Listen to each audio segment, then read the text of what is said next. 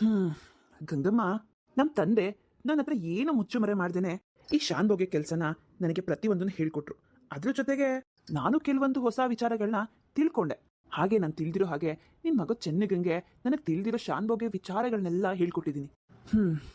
ಕಲಿಸೋದು ನನ್ನ ಕರ್ತವ್ಯ, ಹಾಗೆ ಕಲಿಯೋದು ನಿನ್ ಮಗ ಚೆನ್ನಗನ್ ಕರ್ತವ್ಯ. ನನ್ನ ಪ್ರಯತ್ನ ನಾನು ಸಾಕಷ್ಟು ಮಾಡಿದ್ದೀನಿ, ಆದ್ರೆ ಅವನ ಶಕ್ತಿ ಇದ್ದಷ್ಟು ಮಾತ್ರ ಕಲ್ತುಬಿಟ್ಟ. ಚೆನ್ನಿಗ ಗೌಡ್ರ ಪೆಟ್ಟಿಗೆನು ಮತ್ತೆ ಹಣ್ಣುಗಳನ್ನ ಹೋಗ ಅವ್ರ ಗಾಡಿಗೆ ಇಟ್ಬಿಟ್ಟ ಹೋಗು. ಸರಿನಮ್ಮ. ಅಪ್ಪಣ್ಣ ನೀನು ಹೋಗೋ. ಗೌಡ್ರೆ, ನೀವು ಆ ಮಾತು ಯಾಕೆ ಆಡಿದ್ರಿ? ಯಾವ ಮಾತಮ್ಮ?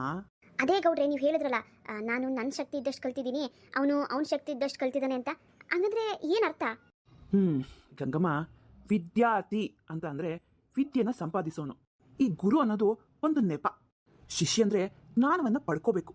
ಇದೆಲ್ಲ ಯಾಕೆ ಹೇಳ್ತಿದ್ದೀನಿ ಅಂತ ಅಂದ್ರೆ ಗಂಗಮ್ಮವ್ರೆ, ರಾಮಣ್ಣವ್ರ ಮಗ ಅಂತ ಅಂದ್ರೆ ನನ್ನ ನಿರೀಕ್ಷಣೆ ಬೇರೆ ಆಗಿತ್ತು. ಆದ್ರೆ ತಂದೆಗೆ ತಕ್ಕ ಮಗ ಅಲ್ಲ ಅಂತ ಅನ್ಸುತ್ತೆ.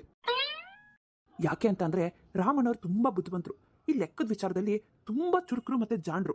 ಮಗ ಕೂಡ ತಂದೆ ಹಾಗೆ ಇರ್ಬೋದು ಅಂತ ನಾನು ಅನ್ಕೊಂಡಿದ್ದೆ. ಆದ್ರೆ ನಿಮ್ಮ ಮಗ ಚೆನ್ನಿಗರಾಯ ಅವ್ರ ತಂದೆ ಮಟ್ಟಕ್ಕೆ ಬೆಳಿತಾನೆಯೇ ಅನ್ನೋದು ನನ್ನ ಅನುಮಾನ. ಹಾಗಂತ ಗಂಗಮ್ಮವ್ರೆ, ಅವನೇನ್ ದಡ್ಡ ಅಲ್ಲ. ತನ್ನ ಕೆಲಸ ತಾನೇ ಮಾಡ್ಕೊಳ್ಳೋ ಶಕ್ತಿ ಅವನಿಗಿದೆ. ಆದ್ರೆ ಶಾನ್ಭೋಗ್ಯಕ್ಕೆ ಬೇಕಾದ್ದು ಚುರುಕು, ಬುದ್ಧಿವಂತಿಕೆ. ಅದು ಅವನಿಗೆ ಸ್ವಲ್ಪ ಕಮ್ಮಿನೇ ಗಂಗಮ್ಮವ್ರೆ. ನಾನು ಸ್ವಲ್ಪ ಮುಚ್ಚುಮರೆ ಇಲ್ದಂಗೆ ಮಾತಾಡಿದ್ದೀನಿ ಗಂಗಮ್ಮವ್ರೆ, ದಯವಿಟ್ಟು ಬೇಜಾರು ಮಾಡ್ಕೋಬೇಡಿ. ಇರೋದನ್ನ ಇದ್ದಿದ್ದ ಹೇಳ್ಬೇಕಲ್ವಾ? ನಿಮ್ಮ ಮಗನ ಬಗ್ಗೆ ಹೀಗೀಗೆ ಅಂತ ನಾನು ಮುಂಚೆನೆ ಹೇಳಿದ್ರೆ ನಿಮಗೂ ಅರ್ಥ ಆಗುತ್ತೆ. ಹಾಗೆ ಲೆಕ್ಕಪತ್ರಗಳು ಬರೆಯುವಾಗ ಅವ್ನಿಗೇನಾದ್ರೂ ಅನುಮಾನ ಬಂದ್ರೆ ನನ್ನ ಹತ್ರ ಬರಲಿ, ಖಂಡಿತವಾಗ್ಲೂ ಹೇಳ್ಕೊಡ್ತೀನಿ. ನೀವೇನು ಚಿಂತೆ ಮಾಡಬೇಡಿ.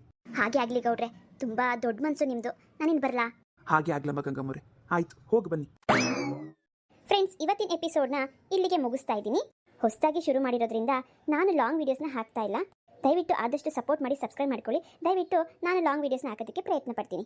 ಮುಂದಿನ ಸಂಚಿಕೆ ನಾಳೆ ಪ್ರಸಾರ ಆಗುತ್ತೆ, ತಪ್ಪದೆ ನೋಡ್ತಾ ಇರಿ ಅಂತ ಹೇಳ್ತಾ ಎಲ್ಲರಿಗೂ ಧನ್ಯವಾದ.